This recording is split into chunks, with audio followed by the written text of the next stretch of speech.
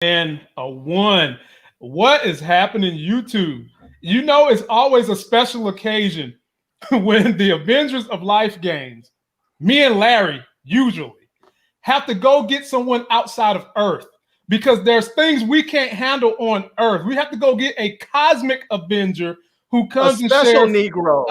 Yes, a magic one at that, ladies and gentlemen, who comes and cleanses my channel when I get too dirty. It's our good folk, Eman from Eman Reviews. How you doing tonight, my brother? I'm all right. I'm all right. It's always a pleasure coming on here with you guys. Hey, man, I love that T-shirt game, brother. I love the T-shirt game. You know, T-shirt game is on point. It's rocking the T-shirt game. And ladies and gentlemen, I want to take the opportunity to bring this young professional up here. Speaking of T-shirts, something happened that rocked a lot of people in America, a lot of people around the world. Chadwick Boseman died, and he died of colon cancer. And this young man, Eman, decided he wanted to do something to not only uplift the legacy of Chadwick Boseman, but also uplift the thing that took his life. And I'll show you guys what he did. My man went and produced this T-shirt. All the proceeds from this T-shirt, ladies and gentlemen, goes to colon cancer research and support. All of it. And we wanted to ask Eman, before we take a look at some of the action from the funeral of Chadwick Boseman, what made you want to dive in head first with this cause? Oh man, 100. Well, first of all, I saw a lot of, in my opinion, disrespect happening with the moment he passed. I'm seeing news outlets already talking about what's gonna happen with Black Panther 2, you know, and it's like, bro, like, yo, it hadn't even been like 6 hours since his really y'all that thirsty. Y'all that thirsty for the clicks? Like, he ain't even in the ground. So that already kind of riled me up. And then, you know, on social media, I'm seeing all these Black Panther t-shirt ads just going. And it's like, so y'all just trying to profit off this man's death? Like, for real? So I was just like, you know, I mean, I've done t-shirts and stuff in the past for other causes and stuff.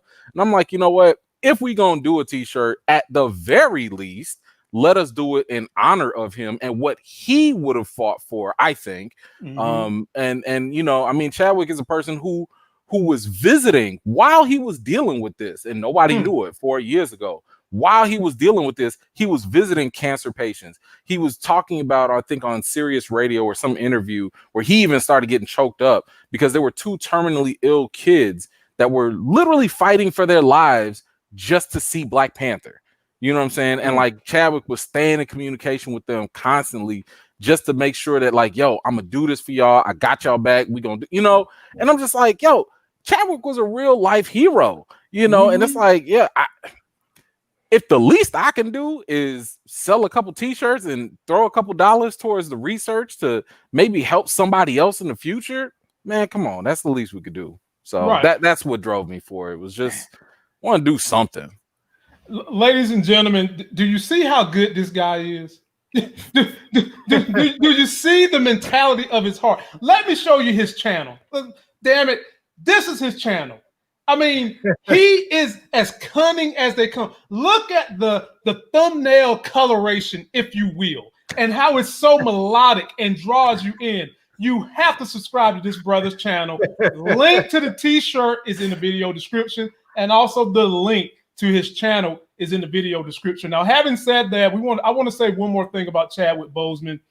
They had his funeral. It rocked a lot of people, and we've got a small little clip I want you guys to see about his funeral, and then we'll just kind of talk about his legacy afterwards as we start trying to careen into movies. Chadwick Boseman's family and friends gathered to say goodbye to the late actor. The Black Panther's wife Taylor Simone Ledward, as well as Michael B.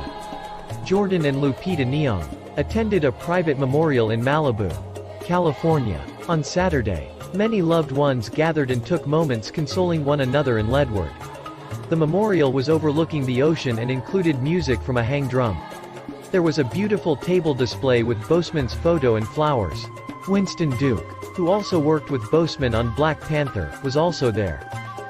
Boseman died on August 28 following a 4-year battle with colon cancer. He was 43. Chadwick was diagnosed with stage 3 colon cancer in 2016, and battled with it these last 4 years as it progressed to stage 4, his family said in a statement announcing his death.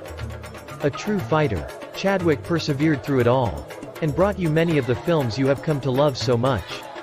From Marshall to Da 5 Bloods, August Wilson's Ma Rainey's Black Bottom and several more. All were filmed during and between countless surgeries and chemotherapy, the statement continued. So, ladies and gentlemen, that's a little bit about Chadwick Boseman. I'm going to pass the baton to Larry to not only ask Eman his thoughts on his legacy, but anything, Larry, you want to probe this professional about with his relationship and giving how much he's known about Chadwick Boseman acting acumen. Yeah, man. I mean, there's been a lot of memorials I've seen people do online. I haven't actually watched them because I'll be honest with you, man, it's been too much. Yeah, man. It's just been. I mean, and I don't mean that in the sense like there's too many of the memorials. It's just with everything else that's going on in the world right now, that his passing was just, it felt like it was just too much at that moment. I was just like, I can't deal with it, man. I was like, I just have to set this aside. I'll deal with it later at a later date. Cause it's just, I know not everybody has that luxury. And, you know, obviously if you're friends with them or family, obviously you deal with it in the moment. But as a fan, it's just sort of like just too much at the moment. And, you know, I'm curious if he has any other movies out there that have been in the works that are going to come out that we'll see posthumously or not. Yeah. You know? Yeah, there's one.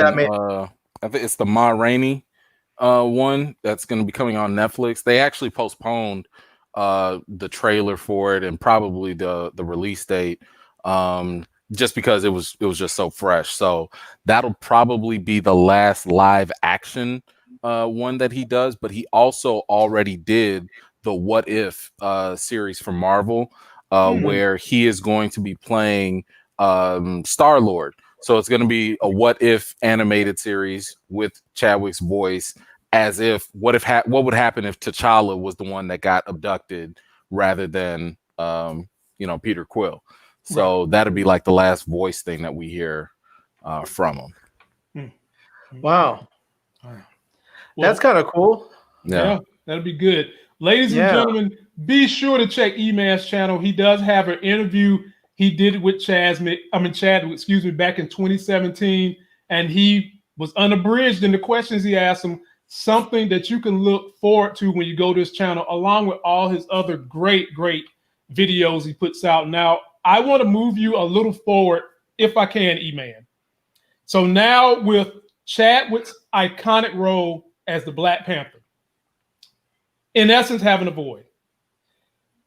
Me and Larry have said we think that the best person to play the next T'Challa in 10 years, 15 years, whenever they decide to put a T'Challa back in the role, we have said that because Chadwick had a connection with Denzel Washington, with the secret Denzel Washington secretly donating to pay for him to get that advanced acting class that he got in Europe. Why not have, and we want to know your professional opinion, why not have Denzel's son, John David Washington, become the next T'Challa? How do you feel about that casket? So I'm not ready yet. Kind of like how Larry was feeling about, just certain things. Like I've gone through my grieving process, like the day it happened, man, I tried to just put out a video to just tell people like, yo, just go get checked out. And I started breaking down, I couldn't, saw that one. That was couldn't the even last hold it in. That was the last video I watched after that. I was like, nope, I'm out. Man, Can't like that was not my intention at all. Yeah. You know what I'm saying? But we both checked that out, man. And we both was feeling some kind of way after that, man. I mean, for real, man. Right. But it took me like about a week or so to kind of like process it, because even my wife was kind of saying like, I don't understand why does this hurt so much? And I was like, yo, like he felt like he was family. He felt like he was somebody that we all knew in some way, shape, or form. And of course the impact of Black Panther and everything. So, for me, like the only reason, and to be honest, like I didn't even want to talk about the future of Black Panther until after he was, memorialized or buried. Right. And he recently did a couple days ago, as we just saw. So like when I saw that was done, then I was like, okay, now that the family and the closest friends have had time to grieve and stuff, I feel a little more comfortable at least talking about the future of Black Panther, but I'm not emotionally ready to recast him yet, because honestly, to be honest, there are a lot of good options out there. Like you could really pick from a number of solid options that I've seen out there, and I wouldn't really be opposed. Look, John David Washington, man, brother was looking like the Black James Bond / Shaft in Tenet.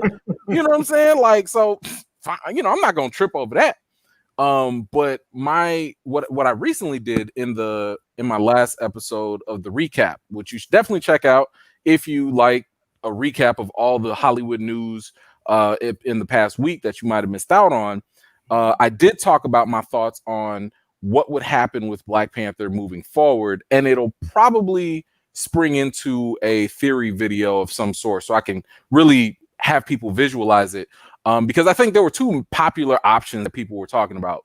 One was bringing Killmonger back from the dead, having him do a redemption arc. Lord. You speaking Larry language now. Here we go. Look, I'm just saying he never died, and he is the rightful ruler of Wakanda. Oh my God! I'm gonna say no to that. Thank you. In general, I'm just rejecting it in total, just because I think, first of all, he's not Wakandan. He has Wakandan ancestry, but he's not from Wakanda. Nope. So T'Challa, the character, the king, is supposed to embody, I would say, almost the patriotism of Wakanda, and that's not Killmonger. So and on top of that, I think it undoes how good of a villain he is if we keep on trying to redeem people. Like, we tried to redeem Loki, but Loki was dope because he was a bad guy. Like, that's why we like Loki, I'm confused a little bit though. Yeah. Oh God. Here we go. I'm confused because I'm not sure. I mean, at what point were we trying to redeem Killmonger? What did he need redemption for? I mean, the brother was a liberator. He was his murderous ways. His murderous ways. Yeah. Nobody questioned his motive. Nobody questioned his motive. It was the means that was the problem.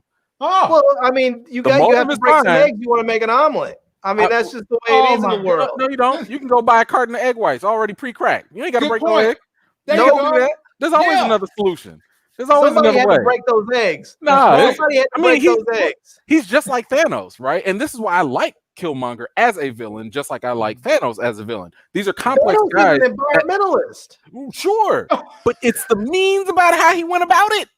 That's the problem. He's going out choking people. He's going out wiping out half the population without giving them a choice. Wait a minute, Larry. There's no environment in outer space. He's an environmentalist. Thanos realized that all these worlds throughout the universe couldn't survive because there were too many living beings. He was simply trying to preserve all of life throughout the universe. Right. He was merely a humanitarian on Earth. He was not a humanitarian. But we can talk about that later. So for me personally, am I going to trip if Killmonger is the new Black Panther? No. I'm like I said, you could do a lot of different options. It just why not just make sure yet? Why not? That's the second popular option, right? Second popular option is let's make Shuri the one, because that's comic accurate. It makes sense, especially within the storyline. But me trying to look at the bigger picture, the bigger Hollywood picture, you got to be honest here. There's no more Tony Stark. There's no more Chris Evans and Captain America. Thor is about to make his way out sooner or later. Letitia Wright is not carrying that character. It's nothing against the sister at all. I love her as an actress, but she doesn't have the star power that if we were to see her in Black Panther, that people would be like, I gotta go see that. We'll go see the movie, but I'm saying we're not going to be seeing it for her per se.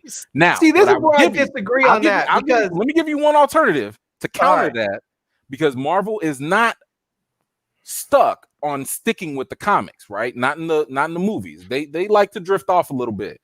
I say you give it to Nakia. you give it to Lupita because Lupita is an Oscar award-winning actress. She is way more well-known. With the story, her mindset is the one that T'Challa actually adopted. And people were saying right before when T'Challa was thought to be dead, they was like, Nakia, you take it. You should take the serum so you could be the Black Panther. And she was like, yo, I'm a spy. I don't do that. So I'm just saying there's a lot of ingredients there. If you still want to check off the box of having a Hollywood star, you still want to check off the box of diversity of having a female, lead or protagonist or whatever, and you actually and it still fits in the story, that can work. Now, I do think you still eventually need to recast T'Challa. And that's why I'm going to try and come up with a theory to see like, okay, how do we recast him without making this awkward, still fitting in the story, still giving a little honor to Shuri and to Nakia, because I do think that both of them should be highlighted, and we can still get a new T'Challa and everybody be happy. So that's kind of like what I'm working on right now. Okay. And I think that'll check off all the boxes for the money, for the, honor that is, that comes with this property, and the, staying true to the story as well. Well, I think that Nakia wouldn't be a bad choice, I guess. I like Lupita as an actor. I think Letitia is a fantastic actor. And as far as having the stage presence or the gravitas to pull that off, I think part of that has to do with the directing. I mean, you have to direct your actors into that. I mean, there are some people who just have a very big presence, and other actors, you have to bring that out in the directing. I think Ryan Coogler is someone that can do that. I'm gonna disagree with that only because there are some actors that have a cap. There are certain actors that they can only do so much. For example, Jason Momoa. He's a limited actor. He can do very limited roles. No matter how good the director is. No matter how good. I'll give you another one. I agree. I feel the same way about Terrence Howard. I think he's I don't think he's that great of an actor. I think he's done some things, but like you said, he has a cap. I would say to get a little spicy, Anthony Mackie, because this is something I've been saying for a long time. Anthony Mackie, really? He's not a bad actor. He's not a good lead actor. He's a phenomenal supporting actor. When you put him on a show or a movie with a co-star, he can shine. When you put him on a movie as a supporting actor, he can shine. When he's the lead, the movies don't do well. Did you see him in The Banker? Don't do well. I did. But if there was no Sam Jackson, are you still watching that movie? I think it loses a lot. I think it needed that co-star. I'm just saying, go look at his resume. Go look at his resume. And it's not even trying to throw shade at him. It's really just a matter of like, yo, I've tried to watch things where you are the primary lead and it don't go nowhere. Well, I was going to say, I've never seen him in what you would say is a primary lead other than The Banker. That's because they don't be promoting well and they don't do well. So you're not going to see him. Okay. The one time, I'll give him one credit. No, I'll give him a little credit. Even though he was kind of a co-star too. It was in Black Mirror. He did that one video game episode. If anybody's seen it, I've seen it. You already okay? Okay. I mean, he was kind of a co-star, but the reason why he was able to shine in that was because I think he was playing himself. Like I think there was nothing for him to really do in that episode. So he was comfortable. It was a good role for him. It was a good fit. So he succeeded. But yeah. Oh, I just got to mention this about Power. My folk AJ Young said Tariq in Power, very limited actor, same role every show and everything. Because you know why? You know why though? In all the roles Tariq is in, when he got a daddy, he don't never listen to none of them. Oh my! He's like the worst kid to raise. I'm saying he's like the worst kid every single time. So yeah, that is true. They right. That is true. But you know what? He got a producer to jump on his back, and that producer is Rodney. Courtney Kemp said her favorite character in Power, for whatever the hell reason, was Tariq. And you know what? Why. He riding that horse all the way to the bank. I don't know why. You know who had more potential? So here's Dre had more potential than Tariq. I agree. So here's the movie. Go ahead. Here's a movie with Anthony Mackie. I didn't particularly like the movie all that much, but I thought he was good in it, and that's Point Blank. I thought he was good in that. Point Blank. I didn't particularly like the movie all that much. He played a nurse that he had played a nurse whose pregnant wife was kidnapped, and he ended up having the other dude. The white dude. Yeah, the dude that's real big, and he's real big in China as a villain. Yeah, I know you're talking about. I know. Co-star. He ain't the top villain. He was a co-star. He was well, okay, yes, he had a co-star in there. But when everybody you see the movie poster, it's not just Anthony Mackie, it's him and the other person. Everybody has a co-star in their movies. Not everybody. Not everybody. Tom Cruise ain't got no Denzel Washington. Tom Cruise has a whole supporting cast around him. He's got Ving Rhames. But you don't see them promoted. You see just Tom Cruise's face on that poster most of the time. That's marketing. We're talking about the movie, not the marketing. That's the villain, though. He's top villain. But we're still talking about the movie, not the marketing on there. I mean, even the movie. Like, okay. I mean, look, like I said, you let me know the next time Anthony Mackie has a movie out and you like, dog, I'm about to go see that right now. You let me know when that happens. Well, I mean, they have to give him something worthy of going to see right now. How long? How long has it been? He's been a vet. This dude he's a pro. He's been out there I give it to you. He's been out there for a minute. I'm just saying. And here's the sad thing about Anthony Mackie, and then I'm going to move you guys. Oh my God! Somebody said him as Tupac. See, like I was about to say that. I was about to say every time I see Anthony Mackie, I think Clarence. Every time I see Anthony Mackie, I just think Clarence. That's what I think. Thank you for making my point. Thank you. Every time I just think Clarence, man. But anyway, and next time y'all go watch Crossover and come back to me. Man, we're gonna move on because I want to get to some of these other subjects with Eman while we got him. Eman, I'm gonna give you a victory lap. This is one me and Larry thought we was gonna get right. We got it wrong, but we guaranteeing you we getting the next one right. Okay. Me and Larry had booked New Mutants that we said it was going to come on streaming service, and you said no way in hell. I'm paraphrasing. You ain't say the hell part. That's what I put in there. Gotcha. And you was right. Have you seen it? Well, I guess you have. Yeah. Was it terrible enough that it should have just went to streaming? I know. I think that says enough. You might as well say they should have done what me and Larry said because we told you we didn't just say it should go to streaming just for it to go. We gave you substance as to why we felt like it needed to go streaming. I never disagreed with that. I said it was only going to go to theaters due to contractual issues. You know, that was a business move more than anything. Because I think if that business move was not there, Disney would have dropped that on Disney Plus ASAP. You know, while they were dropping all their X-Men catalog on there, they knew that this was not. Look, let me tell you something. As a critic with access to screeners, they wasn't screening that. What? They didn't screen that movie. They did. Yeah, they knew it was garbage. They knew that was garbage. I hit up Disney personally. I was like, where the screen is at? They was like, nah, it ain't happening. So, you know, that's a very rare occasion for a movie. Usually, even if a movie's terrible, the movie will still screen maybe like that Wednesday right before the Thursday release, you know, to try and get you like, oh, well, you don't have a lot of time to write up something or do something. So that's the latest that they'll do that. But this movie didn't even screen. Disney was like, man, whatever. We just trying to get this out, trying to let HBO have a little thing, and then it's gonna come right back home to Disney Plus, and then we could be done with this. But was the movie bad? I mean, look, the title of my review was something like, you know, if meh was a mutant power, now I know it is. You know what I'm saying? Because that's all this was. Like, it wasn't, there was nothing really, there was nothing terrible about it, but there was nothing like great either. You know, usually in the X-Men movie, you'll at least have like one or two quick dope things like Quicksilver. You know, like you'll be like, oh yeah, look at that dope Quicksilver scene. Okay, I forget the movie, but at least that was cool. The best thing in this movie was Magic, the character, because she has a dope little power. She can do these cool little things.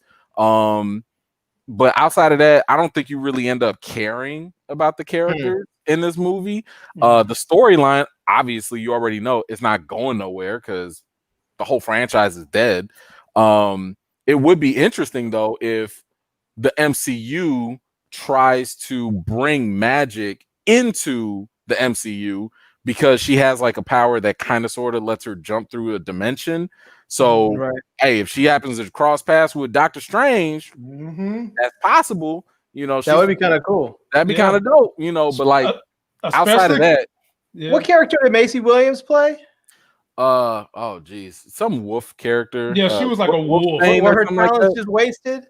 Not really. I mean, you know, and that was a messed up thing. Like she's supposed to play this I think Irish or Scottish born character. Her accent was so thick I couldn't even understand it half of the time. I'm like, wait, what? You come again? What now? Who? You know, so I mean, she was okay. I'm not saying she was nobody was really terrible. Like I don't think you could go in there and be like, man, the acting was bad. It's just everything was just flat. It was just a plateau. It was just kind of like, you know what? If this movie had came out in like 2002, 2000, we would have been like, that was cool. It's not great, but it was cool because our expectations would have been lower. You know what I'm saying? Like our expectations hadn't been shot up to what Dark Knight did or what Avengers did or Civil War or Captain America Winter Soldier. We wouldn't have had them high expectations. So we would have been like, oh, well, the last thing I saw was X2. Like this is cool. This is fine. Hey. There's nothing wrong with X2. Well, the intro was really cool, but I'm just saying, like at that point, that was the competition. You know what I'm saying? Like that and Blade, you know, but now Blade was dope. Blade was dope. Blade was dope. But you know, it's just one of those things where like if you see it, it's not gonna change your life. If you miss it, it's not gonna affect your life either. Well, I'll say this: with some of the good movies that should be coming out, like Wonder Woman and Black Widow, I'm sort of glad, not sort of, I'm glad that Tenet flopped because now that they're talking about pushing those back already, there's an increased likelihood that they might just finally fold and put them out on Disney Plus or VOD or whatever they do when they do. Oh, they're gonna drop them suckers in theaters. So that was gonna be my point. That was gonna be 100%. My next point, E-Man. They're already now me and Larry are fighting for Black Widow to come on Disney Plus. I think it's gonna happen. Milan has done okay. Yeah, I mean, too expensive. It was, but people been buying. They set the price. They set the price. You know what I'm saying? Like because now people gonna be like, wait, how you gonna charge $30 for Mulan and $19.99 for Black Widow? What's going on? You know what I'm saying? Like, look, I would have paid the $30 to see Black Widow. I would have done that. I don't really think that Mulan was worth that, but so be it. But yeah, I do think that Disney tried to use Mulan as like a testing, ground just to see like, are people gonna bite for this? I don't know what the actual numbers are for Mulan. I just remember looking at a lot of polls, and the polls, I mean, like from Variety, from comicbook.com, on Twitter, all these different polls had it at like 84% of people that had Disney Plus was like, I'm not getting it, so I was like, okay, so if it's 84%, let's just say it's 15% would buy it for $30 a piece. This movie's only gonna make like a couple $100 million, which barely breaks even, so I don't know if the movie theaters, I don't know if Disney is okay with Black Widow, which I want to say costs around 200 mil, give or take. Don't quote me on that, but I don't know if they want to do all that work just to break even, especially for a movie that hopefully could be making 5 to 6 million, 100 million, because that makes that makes all your hard work worth it. This is what I would do if I was Disney. This is what I would do if I was Disney. I would set up Black Widow to be like a Christmas release, and I would set up a Black Friday special that says you pay for Disney Plus for a full year, and you pay for this amount to get Black Widow with it, and you get it. So like right now, Disney Plus is what, $6.99 a month? Yeah. So you pay normally it would cost you what, $72 a year, something like that. So, or $80, whatever it is a year. So I would just simply say, look, you pay, and it can even still be a discount because they always run these discounts, on Black Friday. Just run it where you say, okay, for the full year, Disney Plus is going to cost you $50 plus an extra 20 for Black Widow, $70. You get the whole year plus plus Black Widow, and it's going to be a Christmas release. I think you would have people. I think their numbers. They probably get a couple million people signing up for a deal like that. They already, I think that because if you had went to the drive-in viewing for Tenet, they re-released the Black Widow trailer, but this time they updated the date to November. So I think they're sticking with November. It just got pushed back. Yeah, I mean, I was just reading today. It just got pushed back after they released the numbers after the numbers came out for Tenet. Well, they tried to say that they made more than they did. Apparently, I guess they included numbers for it was a longer 3-day opening weekend. They included all the preview dates. They included for 3 weeks that it was open overseas. They included all these crazy numbers. They still to get up to the 22 million. They said for the true release that they had here in the U.S., the 3-day release, they said that it made around $10 million. And so apparently after the came out, they pushed back Black Widow and they pushed back Wonder Woman 1984, and there was one they pushed back Dune too. Yeah, I did see the Dune one. I didn't see if Black Widow got pushed back. But I think that'd be a great marketing idea though. Make it a combo package, because the difference with Black Widow and Mulan is that you have a following. You have a dedicated following. You know what I'm saying? Right. When nobody losing sleep over Mulan and when it was going to premiere, but if you were to be like, yo, the next MCU movie's coming out, okay, sign me up. When, where? I'm there. It's just like with Star Wars. If they wanted to be like, yo, Mandalorian's coming, but we charging, fine, take my money. You know what I'm saying? So, Right. I do think that there would be a little bit. Black Widow would have more legs than Mulan would. So I personally wouldn't have used Mulan as a testing ground, but we'll have to see where they go. I'm fine either way. If they do theaters, whatever. I got my mask, got my gloves, got my Lysol. I just go. I mean, it was problematic too because you had with Mulan you had the main character that was making statements in support of the Hong Kong police, which caused all these people in Hong Kong and other Chinese people around the world asking people to boycott, and that's just a lot of people are just like, okay, I can act like I'm in support of this movement by simply not giving up my $30. Right. A lot of people will jump on that and start tweeting about it. I'm not gonna watch it. I'm not giving up my $30, and the next thing you know, your movie's flopping. Did y'all watch Mulan? I didn't know. You did not, Larry? Did you watch it? Mulan? Yeah. Nah. No. Okay. I didn't either. I thought about it because I actually thought about watching it with my niece, and then I haven't done it. Okay. I might watch it. I know I saw something that is supposed to be available to all Disney Plus people in December, which I think is going to piss a lot of people off. Look, that was my biggest point of contention as to how do you make this worth it. Now, if you were to tell me like, yo, you pay $30 now, but Mulan's not going to be available for another 6 months. Right. Okay, that makes sense. But if you're talking about like a couple weeks, maybe 2-3 months, I could wait. Do you know how many things are on my Netflix queue? I could wait. Yeah, I know, man. So yeah. By making that short window, even if it's 90 days, that $30 was just not even worth it. Right. You know what they really could have done, which wouldn't have hurt Disney Plus at all, and it would have boosted their numbers long term. They should have just simply said, pay the $30 for Mulan, get 3 months of Disney Plus for free. Hey, you get people in there, and they would have stayed. They would have stayed. They would have watched the movie. They would have had their 3 months of Disney Plus, and they would have stayed. And then they probably would have kept paying. And that's the thing. You have to do more than too. A lot of people do the whole, we'll give you a week, we'll give you 2 weeks. Some people will give you 30 days. You really need to give people enough time to change their habits and their behaviors. And they say it takes like 60 days or 2 months to change people's behavior. You give someone 3 months, people the services get sticky at that point. People are like, nah, there's stuff on here I want to watch. I have a queue set up. I haven't got to that yet. people will just start paying. No, you're right, because I did that with HBO. I think like they gave us a 2-week thing. I used that for the Game of Thrones finale, and that was it. And I was like, no, I'm good. We cutting that off right now. Especially after that finale, I was like, oh no, we definitely couldn't. That was motivation.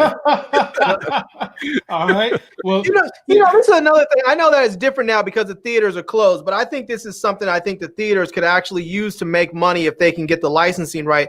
There are some of these big movies, or excuse me, big TV shows that have a really large following. Some of it's just week to week, but some of them have large followings where people want to go and interact with other fans. I really believe my brother and I talked about this, that if they had the Game of Thrones finale in theaters, I think they would have made a ton of money. Could you imagine if you had all these Game of Thrones people showing up in character, all these people out there in character showing up to the theater to watch the Game of Thrones? That would have been incredible. They because HBO shortened the series, they should have probably had the last two, because for me, the finale was when Arya Stark came through like a thief in the night and killed the Night King. That was the damn finale for me. Could you imagine seeing it on an IMAX screen? Oh my God. That'd be incredible. Amazing. The whole battle, all of it would have been. Yeah. But you know what? The writers got greedy because they were starting to get hot and they wanted to go do their other thing that also got canceled. I think it was a Confederate or whatever. It was whatever show that was going to be like, what would happen if the South actually won? Oh, yeah. That, you know, that got wasted. But like all of that stuff was just a whole waste of time because HBO was like, hey, you could have however much time you need. Like, come on now. And they was like, no, we just going to shorten it up. So yeah, I don't. Right. And then the thing that make you mad, they took 2 years just to get to what they gave us. Right. Yeah. It was nuts. But speaking of TV shows, I got 2 TV shows I want to discuss with Eman so that we can let him out of here. But ladies and gentlemen, if this is your first time finding me, be sure to subscribe to me and Larry. But more importantly, on this night, subscribe to that brother in the middle. He comes and cleans my dirty ass channel because I use too much profanity every now and then. And he's supporting a good cause, ladies and gentlemen. If you really like the Black Panther, this is a t-shirt you can find in the video description link. All the proceeds from this t-shirt go to colon cancer. And this is what my man Eman's channel looks like. Look at that thumbnail color. Does that not suck you in? Hell, I know all the women be throwing draws at him with them nice colors. And now back to what I want to discuss with you now, Eman, my brother, Lovecraft Country. You know I had to talk about it. Do it. Me and Larry love it so far. But we want to hear from before you get going. And I know this is probably not on the agenda, but if you can, save a little time. I'm curious. I want you to tell us a little bit about Raised by Wolves because I know it's on my list to watch. Yeah, and I saw it's on your channel. I'm really curious to know what you think about it a little bit. I know it's not our typical, Black movie or superhero thing, but I'm curious to know what you think about it. So, anyways, after we talk about Lovecraft Country, jump into it, and Okay. So Eman, from episode 1 through 4, give us the dirty. Give it to us good. Man, look, this is a Black nerd dream, especially if you love horror movies, right? Keep in mind that this is a nice blend of the executive producers that are all involved. You've got Jordan Peele, you've got Misha Green, and you got J.J. Abrams. And the thing is that you see elements. Yeah, you see elements from all of their previous works in there. You're going to see moments of Get Out in this. You're going to see moments of Underground on this. You're going to see moments from Cloverfield in this. Like it's a smorgasbord, okay, of just craziness. Like, I mean, first of all, the whole premise of this thing is you're dealing with Jim Crow South, right? So it's like 1950s or whatever. And then on top of that, you got like this huge mystery that you're trying to like unravel with the main characters with Jonathan Majors and Journey Smollett. The acting is phenomenal. I mean, Courtney B. Vance, everybody on here is just like amazing. And on top of that, is he coming back? We don't know. You know. I don't know. I don't know. Special Negro, give us a know. I'm saying, like, look at Larry trying to play Eman. Like, Eman ain't Donald Trump. You I don't can't give out use your spoilers anyway. you can't use your silver tongue to talk him out of information, Larry. He ain't Donald Trump. Woodward his ass. Yeah, he tried to Bob Woodward Eman. Come on, man. You know And it's recorded. No, y'all not catching me up. Nope. Nah, but like, I mean, look, everything. I would say it's a surprising type of show. If you're new to it, first episode, 100%, I think would wrap you in. Second episode, you got to be careful because it's a lot. They just throw a lot at you real fast. It looked like a season finale. Thank you. That's what I've been saying from the beginning. I was like, every episode after episode 1 feels like a finale almost. Yeah. Well, that's what I've been saying. I was like, I can't even imagine what the next week's gonna be like because if it just keeps getting this much better, I can't. It's like I can't even comprehend how good it is. Yeah, we're like, what can you do? What can you do? Episode 5 is going to be the most talked about episode. What? Like, you're gonna see articles. You're gonna see. I'm just say that. It's gonna be the most talked about because I would argue it is the most. It's one of the most socially relevant episodes that they can do. I mean, this show already drops a lot of social commentary. You know, like there are a lot of Easter eggs throughout it. Like, you'll see little things that happen, and it'll be like, that remind me of Tulsa. You know, Tulsa Massacre. Black Wall Street and all that. You'll see certain characters like Lil Bobo, who's going on his trip to Chicago, you know, down south or whatever. Emmett Till, you know, so it's a lot of different things in here that kind of drop, you know, the little extra Easter egg knowledge in there of real history in Black America or Black America. And you know, I would, you know, shameless plug, definitely check out my videos, not just for me following each episode, but y'all have to go read the comments, because the comment section on these videos, every time I follow an episode, people come in the comments and they start pointing out stuff I didn't even notice. And I've watched these things at least twice a piece. So they come in and be like, man, did you realize this? And this is symbolic of that, and this and this and it. And it's gold. It's just gold. But this is one of those shows that I've been waiting for a long time for all of us. You know, like it's told by us, it is made for us, but it's still welcoming to everybody. And my goodness, it is entertaining as ever. Well, now, Eman, I got to ask you a question now. Now, considering this show is made by us, told by us, and includes everybody, why is it that so many of us ain't watching it? You know what? I think it's also because we're just not on HBO Max like that.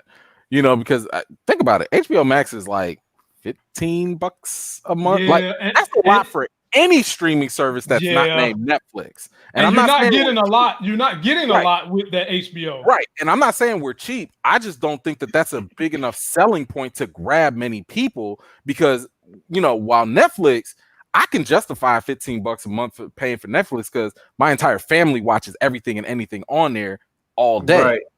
They have the quantity all day. HBO, on the other hand, it has the quality. Like, you could go on HBO and find some gold shows to watch, but that doesn't mean that it's going to appeal to everybody in your household. So I just think that the way it's marketed, the way what they currently offer, you know, is just not as appealing and wide ranging in terms of who they're going to grab.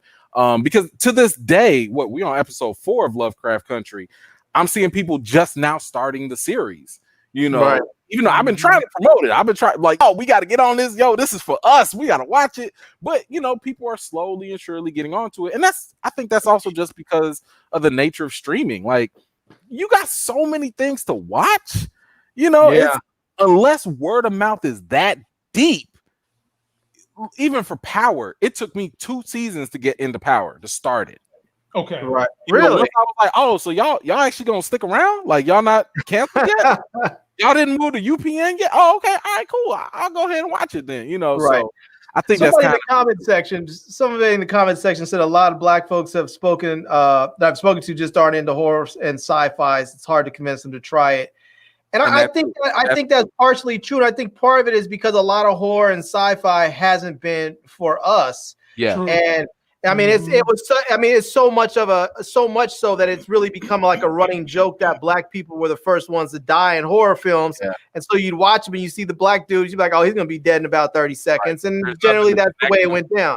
Yeah. Yeah. So, And it's been shocking for me that when I read comments, I hear a lot of black people saying it's too weird for them.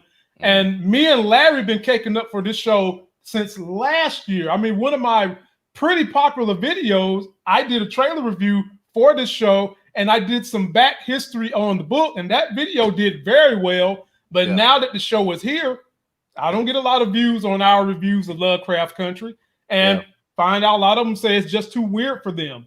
You know, I love that weirdness, man. And I'm not a horror film. I'm not a horror fan at all, and I love the fact I love the fact the stories are so good that the horror for me is secondary because everything else in there is so good, and it's not that the horror is not real in there, especially the episode with the house. I mean, there was some real bona fide horror scenes in there, but the story surrounding it was so good it didn't feel like I was watching a horror film. Yeah, you know, 100%. Yeah, no, I'm with you on that. I mean, look, my wife does not like horrors at all, so I can't even watch it with her. You know, but no, I do agree. Like, I mean, but for me, I love horrors. I love sci-fi. I love black folks. So this is a perfect mix for me, you know, but like I said, I mean, it's one of those things where like people are kind of jumping on because of the word of mouth. And I have yet to come across someone who has tried it out and been like, no, I'm good. So I don't know. I think it has staying power if you give it a chance. And if you don't mind horror, if you don't like horror. I'll tell you another reason why I think that there's been a problem with black folks watching it. This is just me. Oh boy! But I think black folk. No, I'm serious. This going to sound a little ridiculous, but I think there's some truth to this. Black folks don't always have the highest, latest, greatest tech stuff. Sometimes we have some of the more budget stuff, like Fire Sticks, and HBO Max is not available on the Fire Stick. You don't always see brothers that will go out and spend $150, $200 on an Apple TV. Or go buy some other sort of go buy $200 to go buy an NVIDIA Shield or something. Instead, they're going to buy a $25 or $40 Fire Stick, and they can't get HBO Max on the Fire Stick. I have to smack that one down. I was going to say, like, you can get anything on the Fire Stick, and I've got HBO app on it, and that's how I watch Lovecraft Country. Well, no, I understand you can sideload it on there, but I'm talking about no. People like us. I'm talking about this came from the store. This is not sideloaded. I went to the HBO app from the Fire Stick and download the HBO app, not HBO Max, the HBO app, and you can watch it from the HBO app.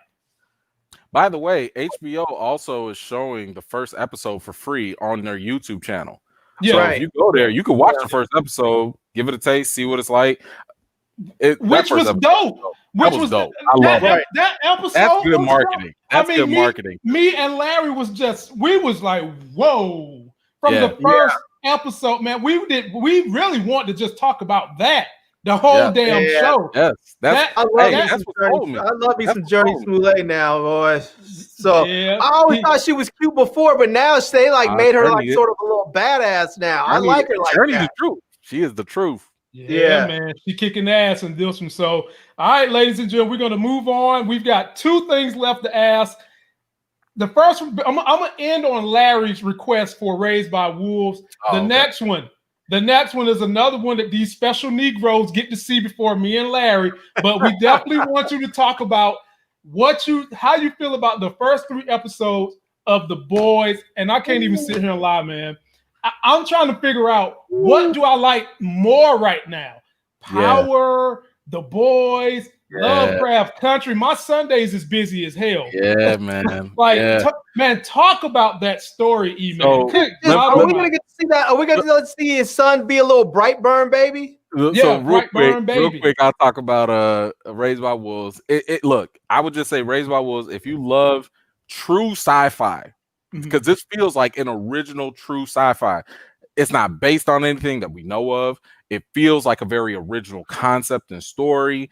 It's directed and made by Ridley Scott. So, we're dealing with the main premise is you have two factions in this world. One are the atheists, and the other one is like this religious cult or religious group or whatever. And they, even though this is all futuristic, they still kind of have the essence, I guess, of the Crusades and stuff. So you have like this interesting dynamic between them. And the story starts off basically with this group of two androids that are charged with raising the last of, we're assuming, of some of humanity, right? So they've got like 6 or 7 kids or whatever that they're raising throughout the years, and they're on like this desert planet or whatever. And basically things start to, they deal with the challenges, trying to find food, trying to keep them safe from the weather, just basic stuff like that. But of course, there have been other humans that, survive, and these humans are finding these last remaining humans, and they're like, yo, they're not for you androids to raise, that's for us to raise, So now you got this conflict because the androids are programmed to not only hate these believers, but they're also programmed to protect the children. So there's a really interesting dynamic of what happens.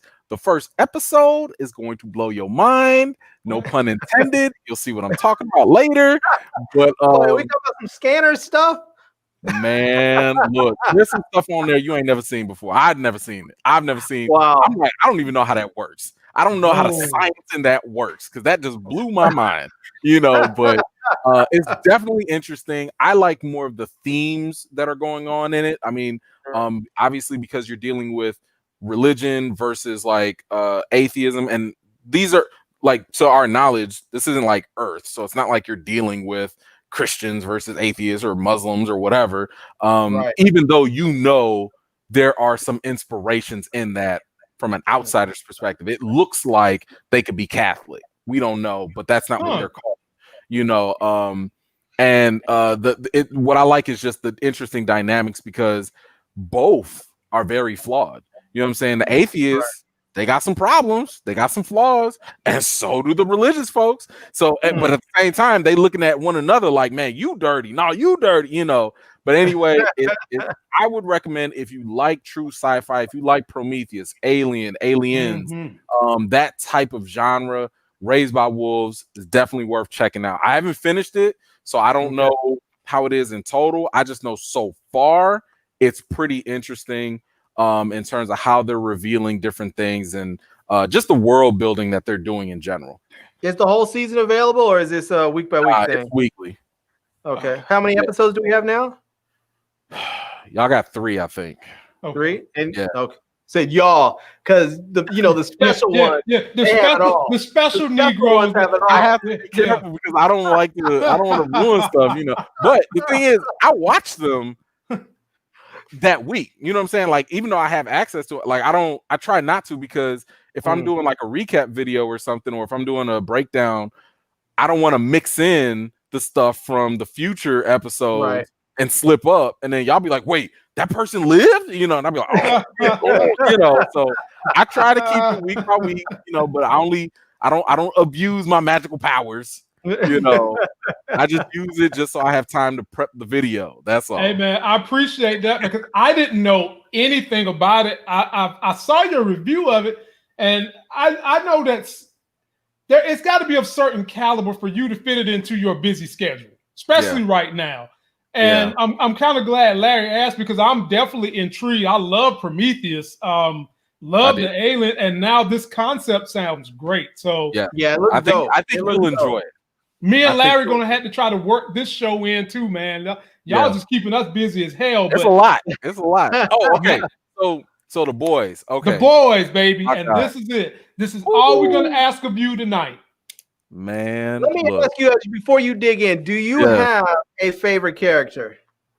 Oh, good question. That's a good question. I would love, Larry. I can't wait to hear who his favorite character is, because when I look at him, I look at the Black Superman. That's the kind of mantra I get from him, you know? So I can't wait to hear this answer. I think right now my favorite character is probably going to be Homelander. Really? Not because What? I like him. I don't like him. But I he's just your favorite love character. what they do with his character. Because Okay. even to this point, and by the way, episode 4, y'all gonna love it. It's and we get it in like 2 hours. 2 hours, baby. Like we gonna learn some more about Homelander, and this is what I like. But this is what I like about him because is he still drinking more titty milk? Is he still drinking more titty milk? Did he leave that alone? I'll give you that little tip. There is some milk involved. There is some milk. I'll just throw that out there. That's the closest thing to a spoiler you're gonna get. But I would say that is minuscule. That is minuscule compared to what y'all about to see. Wow. But it's stuff like that, right? Like what I find interesting is the fact that like one moment we're hating this dude because he's clearly a jerk. But then the next moment, we're learning more about his upbringing. He didn't have a family, or he's like a lab rat, and he's been lied to like all his life and stuff. And it's kind of like, dang, like I don't know if I feel bad for this dude or if I hate him or a little bit of both. I got a question for you. I got a question for you on that. Yeah. Is it really the writing that's making you like Homelander, or is it that they've introduced this extremely hateful character called Stormfront that you hate more, or you hate her dynamic more than you hate Homelander's dynamic? No, it's both. I mean, I liked Homelander before.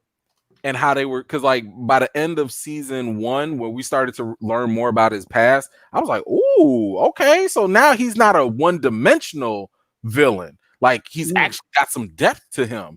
But then when they started introducing Stormfront, I was like, well, now I'm just confused because I don't know who I want to die. I just want them to fight and maybe kill each other. I don't know. Somebody gonna have to go. I don't like that racist wench at all. I don't like her at all. Man, it went out the window for me because, like I told Larry and Sharonda the other night, I said it seemed like they was taking her in the direction of she's like some lefty rebel woman who's kind of like super feminist until the scene when she broke homeboy wrist and then called him yellow, whatever the hell she did. But before she got to that, why did she take the black people and throw them through the damn bricks? First of all, she called them N-words, right? Yeah. She did. I know she did. They ain't show it, but I know she did. Yeah, I knew this hoe was racist as soon as they named her after a white nationalist website, and she had lightning bolts shooting out of her hands. I was like, that's some just straight Nazi shit right there. I was like, I knew they had this the character is actually like a Nazi-loving German, dude or whatever. Like they gender bent him, for the show. And I try to stay away from the comic because I like the show to just introduce stuff to me new and fresh.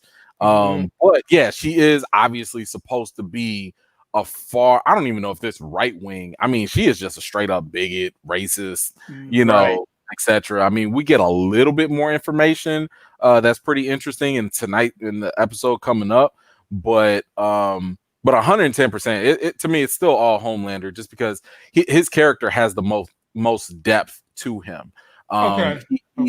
He's probably the most complex character, and on top of that, Anthony Starr that plays him does a phenomenal job. Like I be looking at this dude like I think you believe you really got powers, dude. Like, bruh.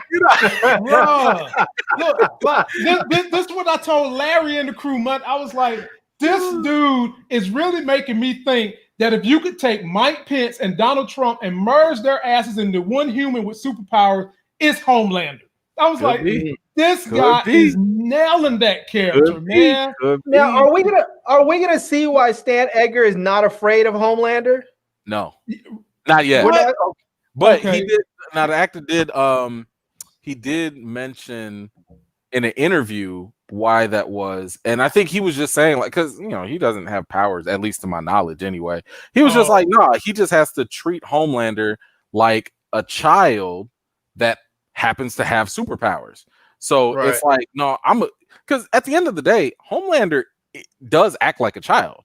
He does. I mean, He does. the whole milk He's thing. drinking milk. Right. So he is a child, but he's like I don't know if he's like, because of his powers, like if he grew up fast or whatever, but he's like a man child that has powers that can go unchecked, but he still listens to structure in a sense. I mean, look at season 1 when Madeline was like, those talking points, those were written by Mr. Edgar. He was like, ooh.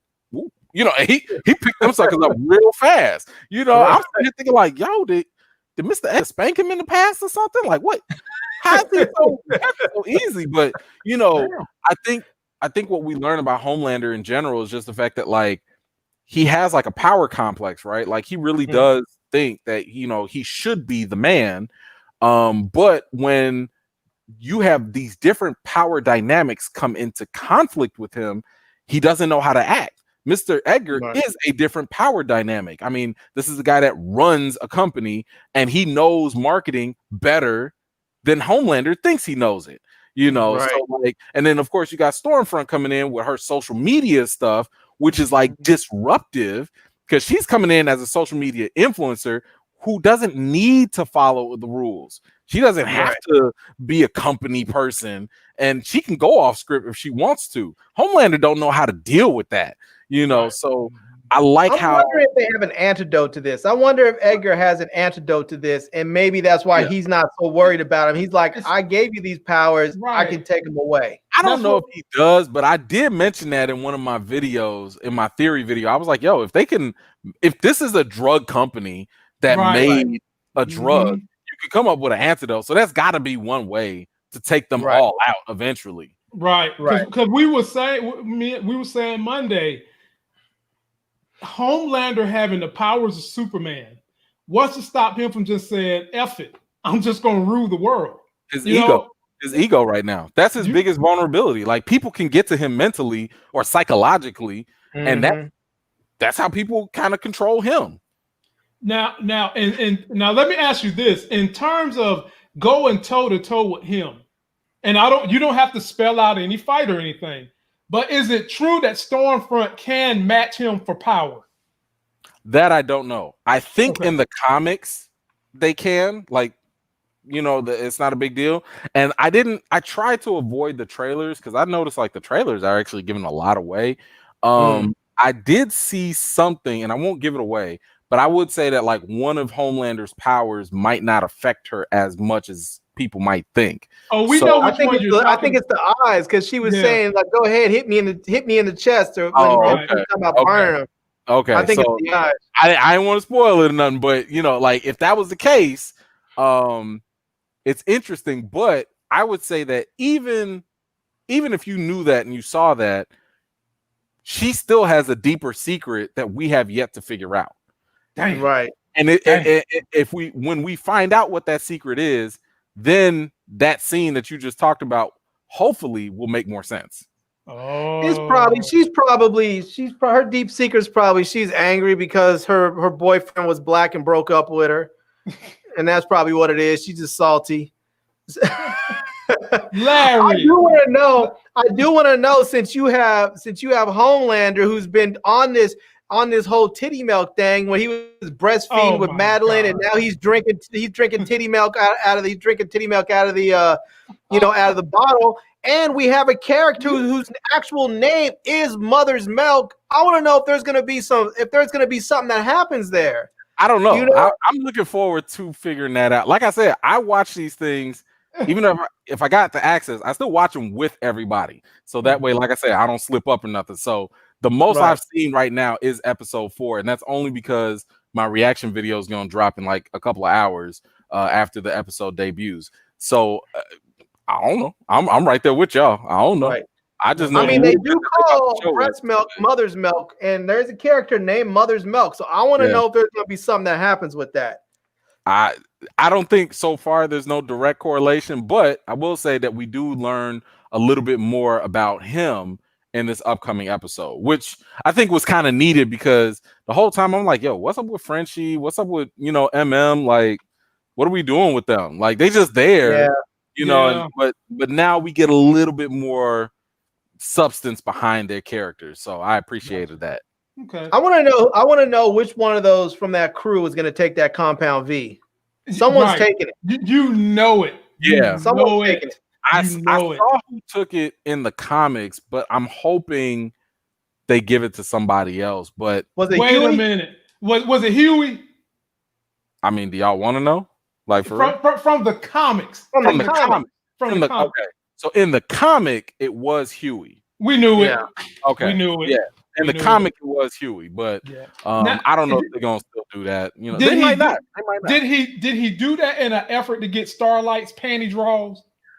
He don't need that. He already got them. I mean, hey, he don't need them. Hey, look, man, it's like when your penis is a certain length, any man can tell you I can have 12 inches and I want more, you know? Man, so maybe he just wanted more to add to what he's got. One thing I learned about the boys is like messing around with soups is a dangerous thing. Y'all remember that dude that was in counseling after his stuff froze up? I'd be like, nope, I'm good. Or even Starlight might electrocute you or something. Like if she no. What about the last season with what's his name's girlfriend? What's the fast dude's name? The one A-Train. That's A-Train.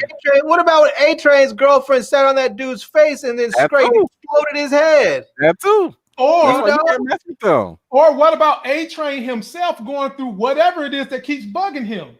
You see, like it's like maybe there's some kind of defect in the compound V. He a crackhead, so that's his only problem. Yeah. So, well, Eman, we have enjoyed it, ladies and gentlemen. Again, go support this brother. He is selling these beautiful Black Panther T-shirts. I done scooped up me a couple of them. All the proceeds go to colon cancer. His channel looks like this, and once you see the color scheme of this channel, you won't take your eyes off of it. It sucks you in. The brother knows what he's doing. We're so thankful to have you come down when we have these huge galactic issues that us Earthling Avengers can't take care of, the Black ones anyway. So we greatly appreciate it, and we'll give you the last word to say what you want to say to the people watching this video, Eman. Just first and foremost, I appreciate coming on here. Always a pleasure hanging out with you guys. If you like some good entertaining movie reviews, or if you want to hit me up on the Facebook social page, Eman's Movie Reviews, we got trailers, movie news. The memes are probably the best part of that people love for whatever reason. Definitely come and follow me there. You can follow me on Instagram. My name's right down there at Eman's Reviews. I'm gonna throw up whatever contests I can. Whenever I got something, it's going right back to the people.